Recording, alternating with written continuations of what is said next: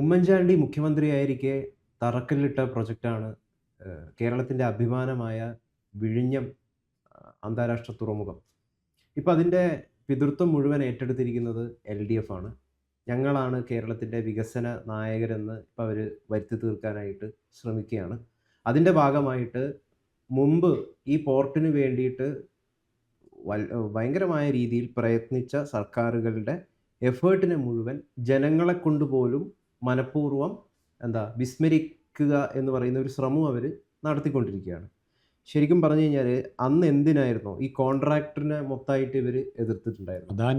അദാനിയെ തന്നെ എതിർത്തിട്ടുണ്ടായി. ഈ PPP model ശരിയല്ല, ലീസിന് കൊടുക്കുന്ന കാലാവധി തെറ്റാണ്, സ്റ്റേറ്റിന് വേണ്ട രീതിയിലുള്ള പൈസ കിട്ടുന്നില്ല, കൂടുതൽ പൈസയും അദാനി കൊണ്ടുപോകും. ഇതൊക്കെയായിരുന്നു ഇവരുടെ എതിർപ്പ് എന്ന് പറയുന്നത്. അങ്ങനെയാണ് ദേശാഭിമാനിയുടെ ഫ്രണ്ട് പേജിലെ തലക്കെട്ടിൽ കടൽ കൊള്ള എന്നൊക്കെ പറഞ്ഞിട്ട് മോദിയെയും ഉമ്മൻചാണ്ടിയൊക്കെ ചീത്ത വിളിക്കുന്ന രീതിയിലുള്ള വാർത്തകളൊക്കെ വരുന്നത്. മുമ്പിൽ അദാനി, പുറകിൽ ഒരു പെട്ടിയും ചുമന്നുകൊണ്ട് നടന്നു പോകുന്ന ഉമ്മൻചാണ്ടി, ഇങ്ങനെയൊക്കെയുള്ള കാർട്ടൂണുകളടക്കം വന്നിട്ടുണ്ട്. 2016 ഇവർ അധികാരത്തിൽ വന്നതിന് ശേഷം എന്ത് വലിയ മാറ്റമാണ് ഈ കോൺട്രാക്റ്റിൽ. അതായത് ഇവർ ഒപ്പോസിഷനിൽ ഇരിക്കുമ്പോൾ എതിർത്തിരുന്ന ഈ കോൺട്രാക്റ്റ് ഉണ്ടല്ലോ, അതിലൊരു മാറ്റവും വരുത്തിയിട്ടില്ല എന്നുള്ളതാണ്. ഒരു മാറ്റവും വരുത്തിയിട്ടില്ല. ഇവർ ചെയ്ത ആകെ ഗുണമുള്ള നല്ലൊരു കാര്യം എന്ന് പറയുന്നത് കുറച്ചും കൂടി ഒരു എക്സിക്യൂഷൻ ഡിസിപ്ലിൻ, പണി പെട്ടെന്ന് പൂർത്തിയാക്കാനുള്ള തീരുമാനങ്ങൾ എടുത്തു എന്നതല്ലാതെ. അത് മറിച്ച് ഒരു സെക്കൻഡ് ഞാൻ ഇടപെട്ടെന്ന് പറഞ്ഞോട്ടെ. പണി പെട്ടെന്ന് പൂർത്തിയാക്കാനുള്ള തീരുമാനം ഇവരെടുത്തു എന്നുള്ളതല്ല, അദാനിയുടെ ആവശ്യം ഇവർ അംഗീകരിച്ചു എന്നുള്ളതാണ്. അതെ, അദാനിയുടെ അത് അങ്ങനെ നോക്കുകയാണെങ്കിൽ ഇവർ ജനങ്ങളെ പറ്റിക്കായിരുന്നില്ല എന്നുള്ളതാണ് എൻ്റെ ചോദ്യം. ജനങ്ങളെ ഇവർ പ്രതിപക്ഷത്തിരിക്കുമ്പം ഈ പോർട്ടിനെ നഖശിഖാന്തം എതിർത്തിരുന്ന, ഈ കോൺട്രാക്റ്റിനെ എതിർത്തിരുന്ന ഇവർ ഈ നാട്ടിലെ ജനങ്ങളെ പറ്റിക്കുകയായിരുന്നില്ലേ? എന്നിട്ടിപ്പം ഞങ്ങളാണ് വിഴിഞ്ഞം കൊണ്ടുവന്നത്, ഞങ്ങളാണ് അതിൻ്റെ അവകാശികളെന്ന് പറയാൻ എന്ത് ധാർമ്മികപരമായിട്ട് എന്ത് ശരിയാണ് അതിൻ്റെ അർത്ഥത്തിൽ? അത് വിഴിഞ്ഞം പോർട്ട് നമ്മളതിൻ്റെ ബെനിഫിഷ്യറീസ് പേഴ്സണലി നമ്മളാരും നമ്മുടെ കുടുംബക്കാരോ ഫാമിലിയോ ബെനിഫിഷ്യറീസ് അല്ലാത്തത് കൊണ്ട് ഇതെന്താ എങ്ങനെയാണെന്നൊന്നും നമുക്കറിയത്തില്ല. നമ്മുടെ മുമ്പിലേക്ക് രാഷ്ട്രീയ നേതാക്കളും പത്രങ്ങളും മീഡിയയും ഒക്കെ കുറേ ചിത്രങ്ങൾ വരച്ച് കാണിക്കും.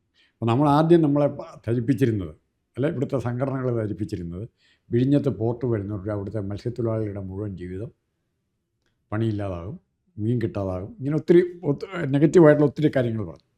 പിന്നെ രണ്ടാമത്, ഉമ്മൻചാണ്ടിയുടെ കാലത്ത് ഈ കരാറ് ഉമ്മൻചാണ്ടി ടൈം എടുത്ത് ചർച്ച ചെയ്ത് ഡിലേ ചെയ്ത് എല്ലാ പരാതികളും കേട്ടാൽ പോകുന്നത്. ഡിലേ ഉണ്ട്, ഓട്ടോമാറ്റിക്കായിട്ട് ഡിലേ ഉണ്ടാകും. അതെ, ഉമ്മൻചാണ്ടിയുടെ കാര്യത്തിലുള്ള ഏറ്റവും വലിയ പ്രശ്നം അവിടെയാണ്. ഓട്ടോമാറ്റിക്കായിട്ട് ഡിലേ ഉണ്ടാകും. ഈ ഡിലേ ഉണ്ടാകുന്ന സമയത്ത് ഇവർ ചെയ്യുന്നത് ഉമ്മൻചാണ്ടിയുടെ കാലത്ത് പരിഹരിക്കാനുള്ള മാർഗ്ഗങ്ങളല്ല ചെയ്യുന്നത്. എങ്ങനെ പെട്ടെന്ന് കവർ ചെയ്യാൻ ബലം പ്രയോഗിച്ചാൽ, ഫോഴ്സ് ഉപയോഗിച്ച് ഡിസിപ്ലിൻ എന്നുള്ള ആ പവർ ഉപയോഗിക്കുന്നില്ല. പക്ഷെ മറിച്ച് പിണറായി വിജയൻ്റെ കാലം വന്നപ്പം ഒരു മാറ്റം എന്ന് പറയുന്നത്, പിണറായി വിജയനെ ചോദ്യം ചെയ്യാൻ ആരുമില്ല. ഒരു ഡിക്റ്റേറ്റർഷിപ്പ് ഭരിക്കുന്ന പോലെ പാർട്ടി ചോദിക്കാനില്ല. ഇയാൾ പറഞ്ഞ പോലെ പാർട്ടി കേൾക്കും. സംഘടനകൾ ചോദിക്കാനില്ല. AITC, CIT, DYFI ഒന്നും ചോദിക്കാനില്ല. അങ്ങനെ വന്നു കഴിഞ്ഞപ്പോൾ ഇയാൾക്ക് ഇഷ്ടം പോലെ സംഘടന ഉറക്കാൻ പറ്റി. ഇയാളെ വെള്ളത്തിലാക്കി? ഇയാൾ ആരുടെ കസ്റ്റഡിയിലായി? അങ്ങനെയാണ് ഇപ്പോൾ മോദി പോലും അദാനിയുടെ കസ്റ്റഡിയിലാണെന്നുള്ള ആരോപണമുണ്ട്. മോഡിയേക്കാൾ കൂടുതലായിട്ട് അദാനിയുടെ പോക്കറ്റിൽ കിടക്കുന്നത് പിണറായി വിജയനായി. അപ്പോൾ വിഴിഞ്ഞം പോർട്ട് കേരളത്തിന് ലാഭമുണ്ടോ ഇല്ല, അതിൻ്റെ ഏറ്റവും പ്രധാനപ്പെട്ട നോക്കേണ്ടത് കേരളത്തിൽ ഇന്ത്യയിൽ തന്നെ വളരെ ചുരുക്കം ചില സക്സസ്ഫുൾ പ്രോജക്ട്സ്, ഒത്തിരി പ്രോജക്റ്റ് അങ്ങനെ ഉണ്ടായിട്ടുണ്ട്. PPP, public private participation ഒഴുക.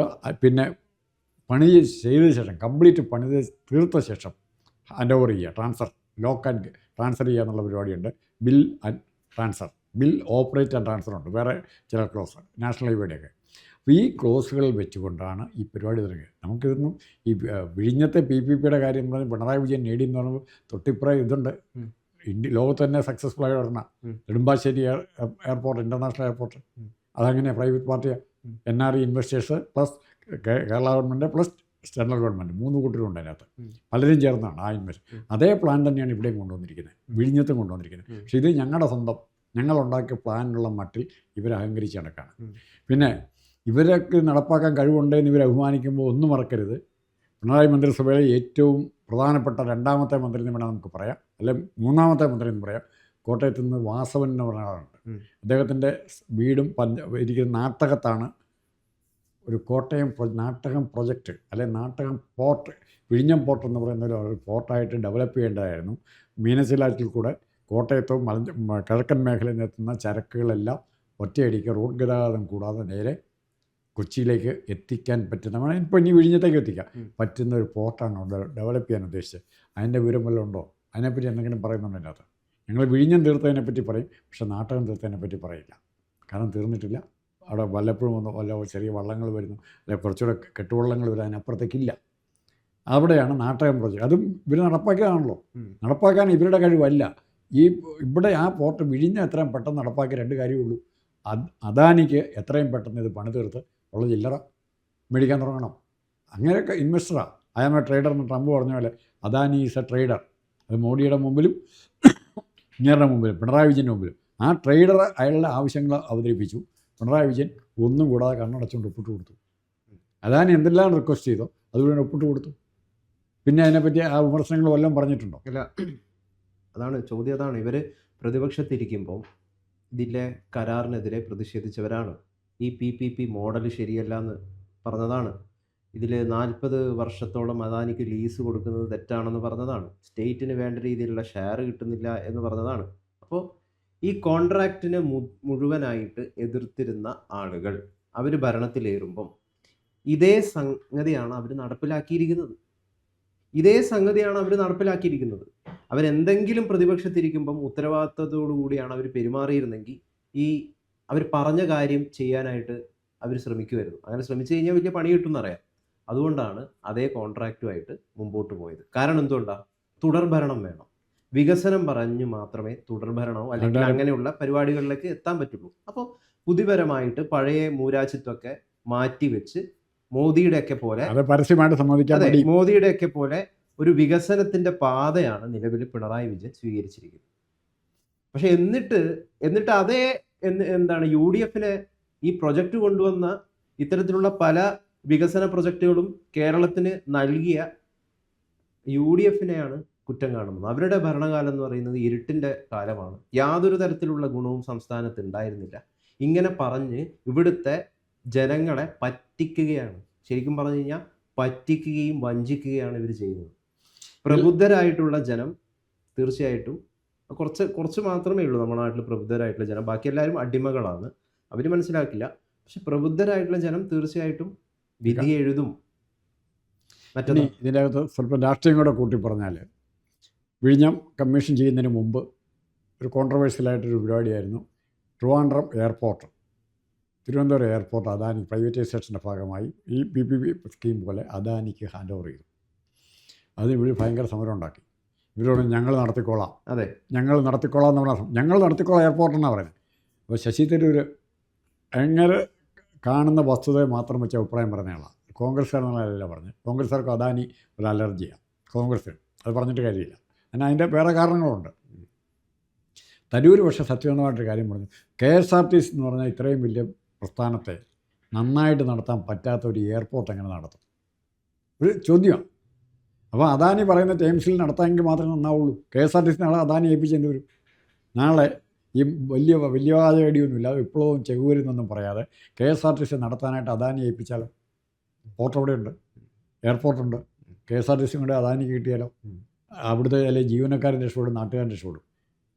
കാരണം ഇത്രയും ഭീമമായ നഷ്ടം നടത്തിക്കൊണ്ടിരിക്കുക. അപ്പം അതുപോലെ വിഴിഞ്ഞം പോർട്ടിൻ്റെ ഇമ്പോർട്ടൻസ് എന്ന് പറയുന്നത് വിഴിഞ്ഞത്തിൻ്റെ ലൊക്കേഷനാണ് ഏറ്റവും പ്രധാനം. ഞാനിതിൽ കൃത്യമായിട്ടും ആളുകളോട് പറയുന്നൊരു കാര്യം എന്താണെന്ന് വെച്ച് കഴിഞ്ഞാൽ, നിങ്ങൾ LDFന് വോട്ട് ചെയ്യുന്നതും BJPക്ക് വോട്ട് ചെയ്യുന്നതും തമ്മിൽ വലിയ വ്യത്യാസമില്ല. ഈ തെരഞ്ഞെടുപ്പിൽ വലിയ വ്യത്യാസമില്ല എന്നുള്ളതാണ്. കുറച്ചും കൂടി നല്ലത് LDFന് വോട്ട് ചെയ്യാൻ താല്പര്യപ്പെടുന്ന ആളുകളെ ഇവരെന്തൊക്കെയോ ചെയ്തു എന്നൊക്കെ ഉള്ളതിൻ്റെ അടിസ്ഥാനത്തിൽ കുറച്ചും കൂടി നല്ലത് BJPക്കോ UDFനോ വോട്ട് ചെയ്യുന്നതാണ് നല്ലതെന്നാണ് ഞാൻ പറയുന്നത്, LDFനെ കാട്ടിലും. കാരണം എന്തുകൊണ്ടാണെന്ന് വെച്ച് കഴിഞ്ഞാൽ, ഇപ്പം BJPക്ക് എന്തുകൊണ്ടെന്ന് പറഞ്ഞു കഴിഞ്ഞാൽ, ഇവിടെ വിഴിഞ്ഞം വന്നപ്പോൾ ഒരുപാട് പ്രതിഷേധങ്ങളുണ്ട്.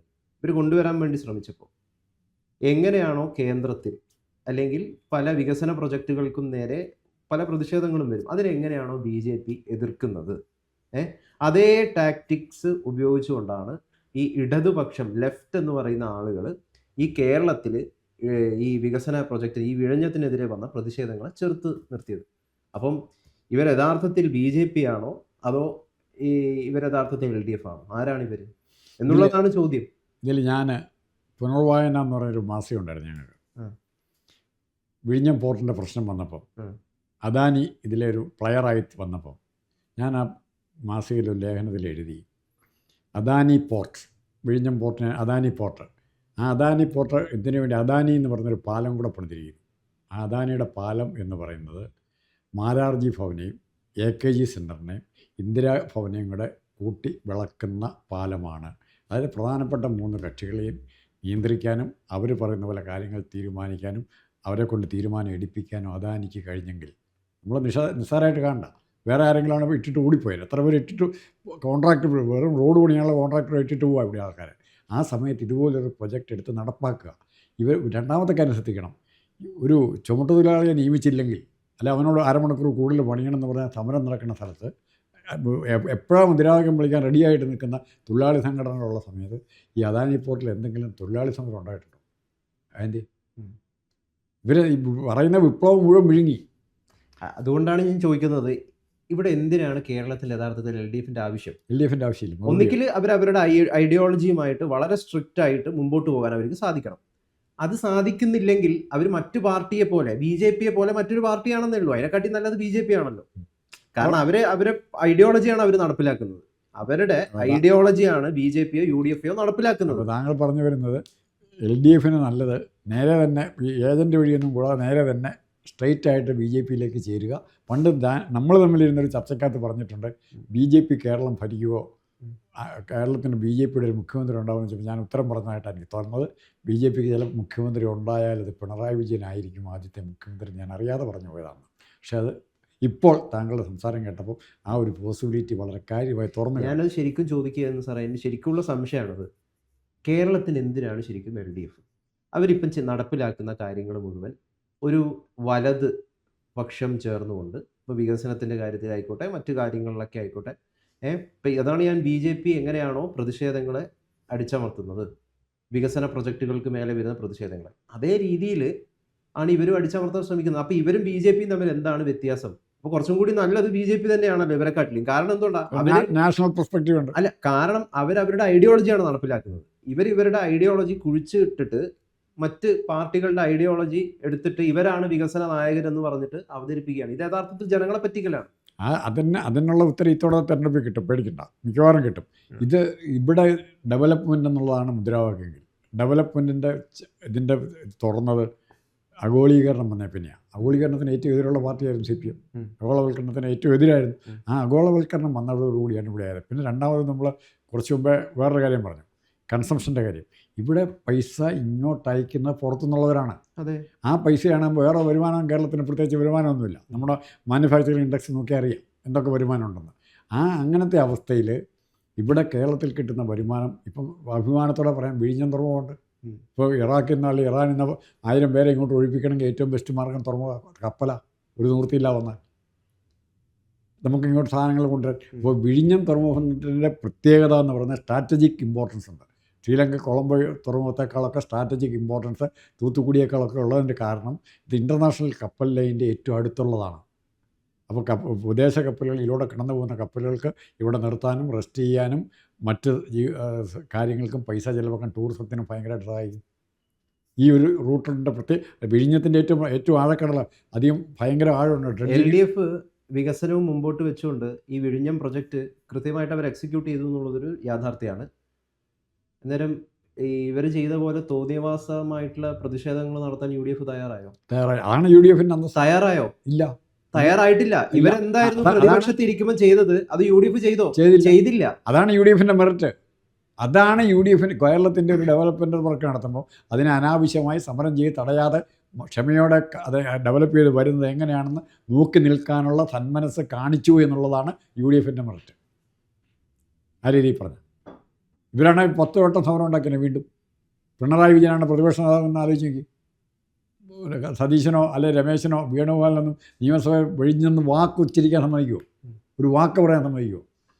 അപ്പം തീർച്ചയായിട്ടും ഈ തെരഞ്ഞെടുപ്പിൽ ജനം ചിന്തിക്കുന്ന ഒരു കാര്യം എന്തായിരിക്കും എന്ന് വെച്ച് കഴിഞ്ഞാൽ, എന്തിനാണ് ശരിക്കും കേരളത്തിൽ LDF അല്ലെങ്കിൽ ഇടതുപക്ഷത്തിൻ്റെ ആവശ്യം എന്താണ്? അവരില്ലെങ്കിൽ കേരളം എന്താണ് മുമ്പോട്ട് പോവില്ലേ? ഇവിടുത്തെ പിന്നെ മതേതരത്വം സംരക്ഷിക്കുന്നത് ഞങ്ങളാണ്, അല്ലെങ്കിൽ മതേതരത്വം ഉണ്ടാക്കിയത് തന്നെ നമ്മളാണ് എന്ന് അവകാശപ്പെടുന്നുണ്ട്. കേരളത്തിൻ്റെ പൊതുവെയുള്ളൊരു സംസ്കാരം എന്ന് പറയുന്നത് ശ്രീനാരായണ ഗുരു മുതൽ നമുക്ക് ഇങ്ങോട്ട് പഠിപ്പിച്ചു തന്നിരിക്കുന്നത് ഒരു ജാതി, ഒരു മതം, ഒരു ദൈവം എന്ന് പറയുന്ന ഒരു സാംസ്കാരിക പാരമ്പര്യമാണ്. അത് ഇടതുപക്ഷം അല്ലെങ്കിൽ LDF കമ്മ്യൂണിസ്റ്റുകാർ വന്നതുകൊണ്ട് മാത്രം ഉണ്ടായ ഒരു കാര്യമല്ല. അത് ശ്രീനാരായണ ഗുരുവിൻ്റെ കാലം തൊട്ട് ഉണ്ടായ നവോത്ഥാന പ്രക്രിയയിൽ കാലാകാലങ്ങളുണ്ടായിട്ടുണ്ട്. അപ്പം ആ പ്രക്രിയയുടെ ഗുണഫലം കുറച്ച് അനുഭവിച്ചത് അടുത്ത വർഷം. അത്രേ ഉള്ളൂ. ഒരു ടൂളാക്കിയിട്ട് എടുക്കാൻ പറ്റുമായിരിക്കും.